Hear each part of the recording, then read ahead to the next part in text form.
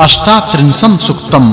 भावार्थ, हे इंद्र एवं अग्नि, यज्ञों को करने वाले तुम दोनों यज्ञादि कार्य में आओ और मेरी इच्छा को जानकर उसे पूरा करो। भावार्थ, हे देवों, तुम दोनों के लिए हमने यह सोम रस निकाला है, तुम इसे पियो तथा हमारी इच्छाओं को पूरा करने के लिए हमारे यज्ञ में आओ। भावार्थ, हे देवों, जिन सामर्थ्य से तुम हवि को ले जाते हो, उन्हीं सामर्थ्य से तुम हमारे यज्ञों में आकर हमारी स्तुतियों को सुनो। भावार्थ, हे देवों, प्रातः काल आने वाले देवों के साथ तुम सोमपान करने के लिए आओ और ऋषियों की विनती को सुनो।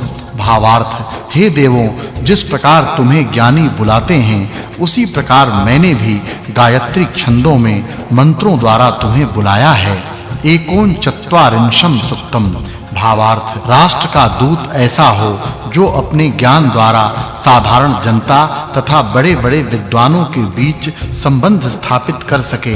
विद्वानों का ज्ञान साधारण जनता तक तथा साधारण जनता की कठिनाइयां देश के नेताओं तक पहुंचा सके।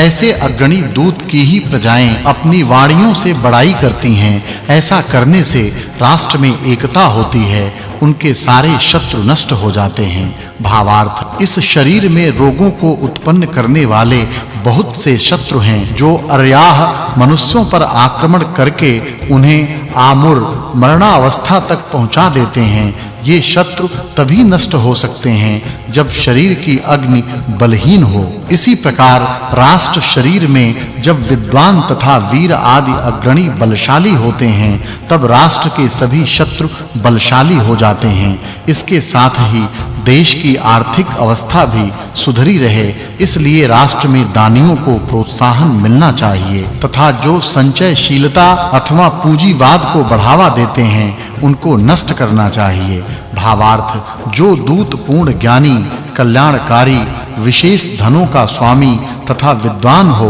उसे सदैव घी आदि से परिपुष्ट करना चाहिए, ताकि वह देश की सेवा चिरकाल तक कर सके तथा देश के शत्रुओं को नष्ट कर सके। भावार्थ, जो अग्रणी देश की सेवा में अपने बल की भी आहुति देता है, अर्थात जो तन, मन, धन से देश की सेवा करता है, वह देश को प्रत्येक प्रकार के रोगों से दूर रखकर सदैव खुशहाल एवं समृद्ध रखता है और देश में जिस प्रकार के अन्नों की आवश्यकता होती है, वैसा धान्य उत्पन्न करता है। भावार्थ, किसी भी राष्ट्र का नेता अपने पराक्रम से युक्त कार्यों के कारण ही प्रजाओं में विख्यात होता है, तभी वह अपनी शक्तियों से युक्त होकर अपने शत्रुओं को पराजित करता है। भावार्थ, यह अग्नि मनुष्यों के सब जन्मों को तथा उनके सब रहस्यों को जानता है, इसलिए उससे छिपकर कुछ भी कार्य नहीं किया जा सकता। मन में सोची हुई बुरी बात को भी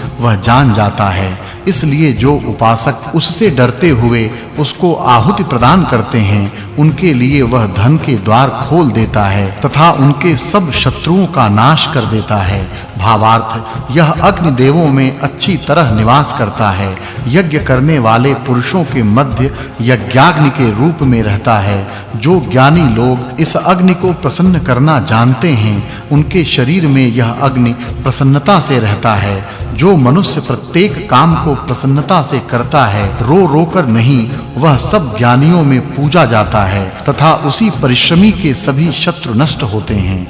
भावार्थ, यह अग्नि सभी नदियों में निवास करता है और लोकों में रहने वाला यह अग्नि ज्ञानी लोगों की रक्षा करके उनका पालन पोषण करता है। वह शत्रुओं का अतिशय विनाशक है, इसलिए यह अत्यंत पूजनीय है। जो अग्रणी अपने शत्रुओं का नाश करता है, वह सब जगह पूजा जाता है। भावार्थ, यह अग्नि पृथ्वी में भौतिक अग्नि रूप में है, अंतरिक्ष में विद्युत के रूप में तथा द्यू में सूर्य के रूप में रहता है।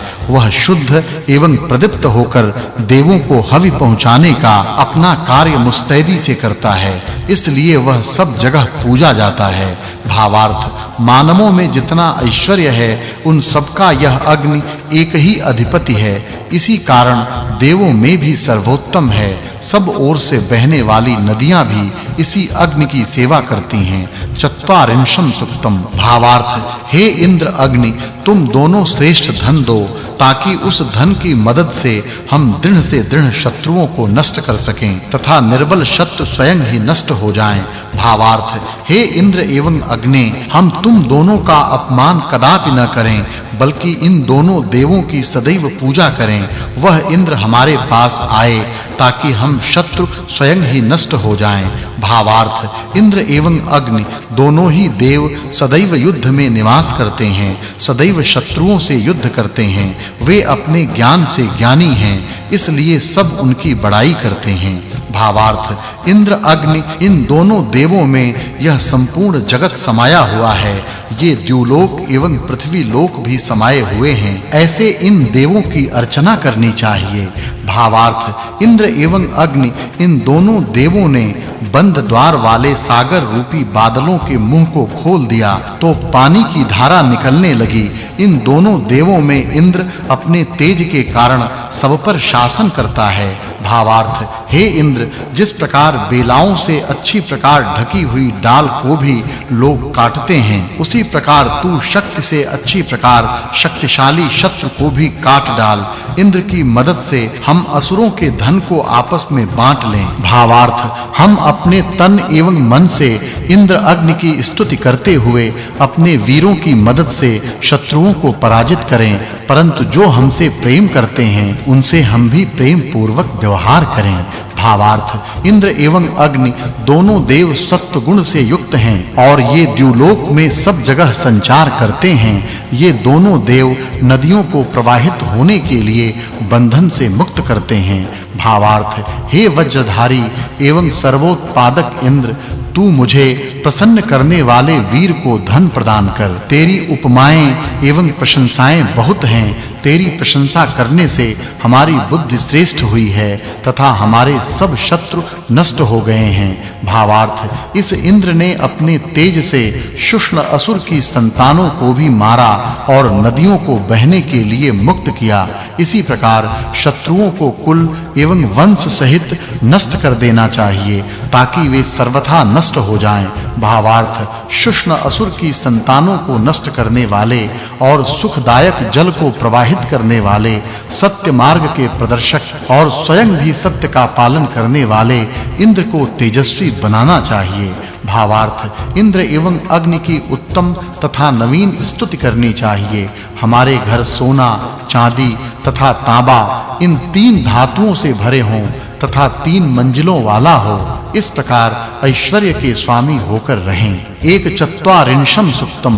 भावार्थ, जिस प्रकार मनुष्य अपने पशुओं की रक्षा करता है, उसी प्रकार वरुण देव मनुष्यों की रक्षा करते हैं। इसलिए उनकी पूजा अर्चना करनी चाहिए ताकि उनकी कृपा से हमारे सभी शत्रुओं का नाश हो जाए। भावार्थ, वरुण 7 किरणों से युक्त है तथा अंतरिक्ष में रहता है। इस वर्णन से पता चलता है कि वरुण अंतरिक्ष स्थानीय विद्युत है। विद्युत में स्थित 7 रंग की किरणें ही इस वरुण की 7 बहिनें हैं। भावार्थ, वह वरुण रात्रियों को श्रेष्ठ बनाता है तथा अपनी कुशलता से पूर्ण जगत का निर्माण करता है। ऐश्वर्य प्राप्ति की कामना करने वाले उस वरुण को हर प्रकार से बढ़ाते हैं। भावार्थ, इसी वरुण ने पृथ्वी की दिशाओं को स्थापित किया, उसी ने सबका निर्माण किया। उस वरुण का स्थान श्रेष्ठ तथा सबके द्वारा प्राप्त करने योग्य है। सबका स्वामी होने के कारण वह वरुण सबका रक्षक भी है। भावार्थ, यह वरुण देव सभी भुवनों को धारण करने वाला है। वह ज्ञानी है। वह अपने ज्ञान से अनेक प्रकार के रूप धारण करता है।